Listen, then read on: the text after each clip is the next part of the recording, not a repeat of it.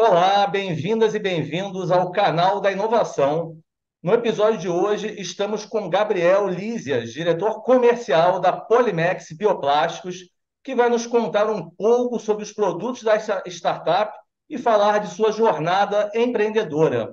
Olá, Gabriel, é um grande prazer estar com você hoje aqui no canal da inovação. Obrigado por ter vindo. Gratidão total aí pela oportunidade de estar falando um pouco aqui da jornada e também dos produtos da Polimex Bioplásticos. Gabriel, vocês produzem bioplásticos que são materiais avançados obtidos a partir de insumos agrícolas e resíduos agroindustriais. Você pode falar um pouco sobre esses materiais e suas características e sobre os problemas que o plástico tradicional provoca, né, no meio ambiente, tanto no Brasil quanto no mundo? É uma excelente pergunta, eu tenho o maior prazer de poder respondê-la. Né? A nossa principal tecnologia é o PNB, é o chamado plástico natural biodegradável. Apesar de ter plástico no nome, não tem nada petroquímico. Sua composição é de 100% de origem renovável e também um grande diferencial que ele é totalmente compostável em ambiente de compostagem caseira, né? Nossos estudos preliminares mostram que o PNB ele pode biodegradar em até 154 dias e um grande diferencial também que não produz microplástico, que é um dos danos, né, que o plástico convencional acaba provocando na natureza. E aí, falando um pouco dessa diferença, né, o plástico petroquímico ele pode demorar mais de 400 anos, né, para se degradar na natureza e ainda gera microplástico. A gente não sabe nem os impactos que podem causar não só na natureza, mas também na saúde humana, né? Estudos mostram que tem microplástico na água, microplástico no leite materno e até mesmo foi encontrado em células do coração humano. Legal. E essa tecnologia, né, que ela tem um alto impacto ambiental, né? Eu tenho algumas dúvidas em relação ao processo de produção de vocês. Quer dizer, quais são os equipamentos utilizados pelos seus clientes? São os mesmos que beneficiam a matéria-prima de os polímeros tradicionais, né, como injetoras e extrusoras?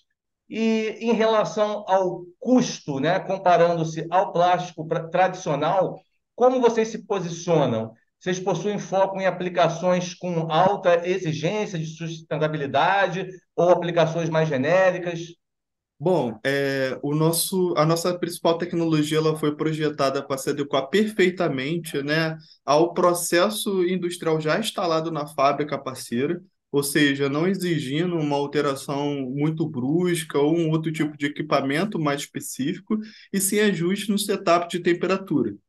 Né? Para ter uma ideia, o PNB, por exemplo, ele pode trabalhar numa faixa de temperatura até 30% menor do que o plástico convencional. Então, isso ainda ajuda a promover uma redução, né, uma economia energética.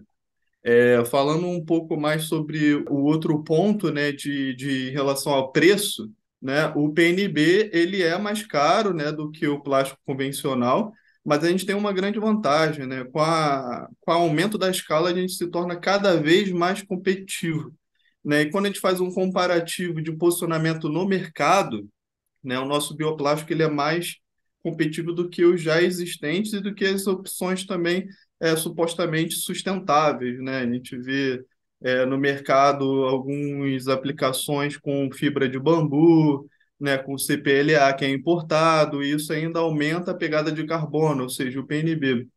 Ele, além de ser mais competitivo com o aumento da escala, ele é um produto nacional. Então, isso tem uma grande vantagem também. Muito bom. Esse processo, ele é proprietário de vocês? Existe algum tipo de proteção da propriedade intelectual em relação a essa tecnologia? Sim, o PNB, se eu não me engano, ele já tem alguns pedidos, né, de depósito de patente, né? Eu não sei exatamente o número agora, mas já são mais de 5 pedidos de patente, né, para formulações diferentes do PNB. E, além disso, a gente também trabalha com segredo industrial em relação, aos processamentos, né? Então, tem sempre um NDA assinado previamente com o parceiro para justamente preservar ambas as partes em relação aos segredos industriais. Perfeito. E vocês trabalham exclusivamente com rejeitos? né, do agronegócio, correto? E aí você fecha o ciclo. Quais são os principais rejeitos utilizados para os plásticos e eles geram diferentes tipos de plástico para diferentes aplicações? É perfeito. No momento, a nossa principal formulação a gente utiliza como resíduo, né, o caroço do açaí, né, para ter uma ideia, é um resíduo abundante, né, da despolpagem da polpa, né, do açaí, da produção da polpa do açaí no norte do país. Né, cerca de 80 a 70% do fruto é a semente, então são toneladas e mais toneladas geradas, e ainda tem um impacto ambiental muito grande porque é um acúmulo na natureza e ainda pode auxiliar na proliferação da doença de Chagas. Outro resíduo que a gente utiliza é o resíduo cervejeiro, né? É possível fazer um PNB com o resíduo da indústria da cerveja e, paralelamente, a gente está desenvolvendo novas formulações para ampliar o portfólio de produtos. Né? A gente já tem estudos para utilizar a fibra do bambu, a fibra da pupunha, o resíduo do café, coco, babaçu, e por aí vai. Então, respondendo a sua pergunta, no momento as linhas de PNB elas são fabricadas a partir, né, de resíduos agroindustriais, mas nada impede de desenvolver novos projetos utilizando outros tipos de resíduos, resíduos marinhos, enfim, mas sempre com a pegada, né, de ser 100% sustentável, e ecologicamente correto. Perfeito, mas esses resíduos eles geram bioplásticos com características diferentes ou vocês conseguem uma estabilização no processo que permite você até fazer um blend ou utilizar um produto com uma aplicação e outra matéria-prima para a mesma aplicação?